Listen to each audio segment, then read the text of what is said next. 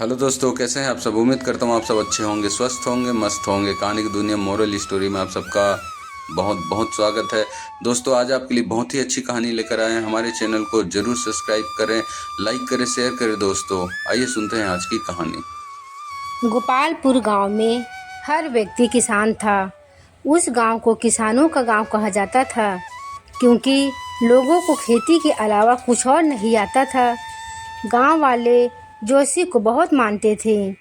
एक बार उनके गांव में जाने माने जोशी का आगमन हुआ। सभी गांव वाले उस जोशी के पास पहुँचे और गांव का भविष्य जानना चाहा। ज्योतिषी ने भविष्यवाणी करते हुए कहा कि अगले 10 साल तक इस गांव में बारिश नहीं होगी। पानी की एक एक बूंद के लिए गांव वाले तरस जाएंगे। गोपालपुर गांव में अकाल पड़ेगा। ज्योतिषी ने सभी गांव वालों से कहा कि यदि तुम सब अपने और परिवार की जान बचाना चाहते हो, तब इस गांव को खाली कर किसी दूसरे गांव में बसने के लिए चले जाओ। उनकी बातें सुनने के बाद सभी गांव वाले बेचैन हो उठे। उन्होंने घर जाकर सामान बांधना शुरू किया और सबने फैसला लिया कि वे अगली सुबह ही गांव खाली कर देंगे। उस गांव में एक परिवार ऐसा था जो किसी जोशी और भविष्यवाणी पर कभी यकीन नहीं करता था। उस परिवार का मुखिया, जिसका नाम हरिया था, उसने अपनी बीवी और बच्चों से कहा कि वे गांव छोड़कर नहीं जाएंगे और ये सब बेकार की बातें हैं। इतने साल तक सूखा पड़ ही नहीं सकता। जब गांव वालों को पता चला कि हरिया उनके साथ नहीं चल रहा है, तब गांव के कुछ बुजुर्ग और बड़े व्यक्ति उसके पास पहुँचे और उसे गांव के साथ चलने के लिए कहा।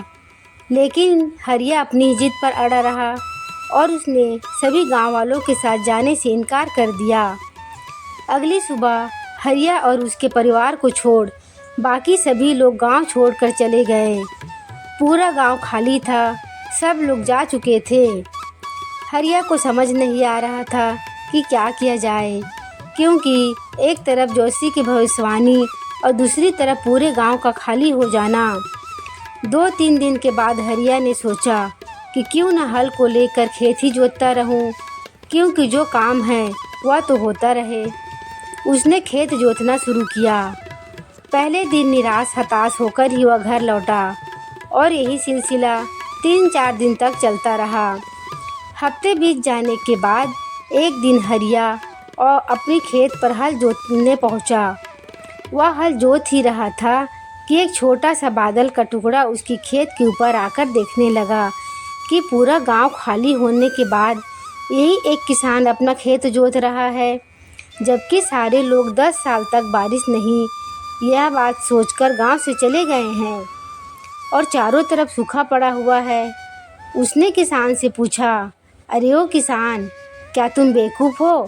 सारे गांव वाले चले गए, लेकिन तुम अकेले ही खेत जोत रहे हो। यह सुनकर किसान ने बादल से कहा, क्या आपको पता है कि मैं खेत क्यों जोत रहा हूँ? इसके पीछे एक बड़ी वजह है। उसी वजह के कारण मैं काम कर रहा हूँ। वजह यह है कि मैं खेत इसलिए जोत रहा हूँ कि मैं खेत जोतना न भूल जाऊँ, हल चलाना न भूल जाऊँ। आपको तो पता नहीं कि आप कब बरसोगे, लेकिन अगर मैं हल चलाना भूल गया तो मैं अपनी ज़िंदगी में करूँगा भी क्या? बादल ने सोचा कि जोशी ने तो भविष्यवाणी कर दी है कि 10 साल तक हम बरसेंगे नहीं। अगर हम बरसेंगे नहीं तो कहीं हम बरसना न भूल जाए। वहाँ और भी बादल इकट्ठा हो गए और जमकर बारिश होने लगी। ये छोटी सी कहानी हमें अपनी लाइफ में एक बड़ी सीख देती है कि किस्मत या भाग्य हमेशा उसी का साथ देती है जो मेहनत करता है, जो मेहनत करने से पीछे नहीं हटता।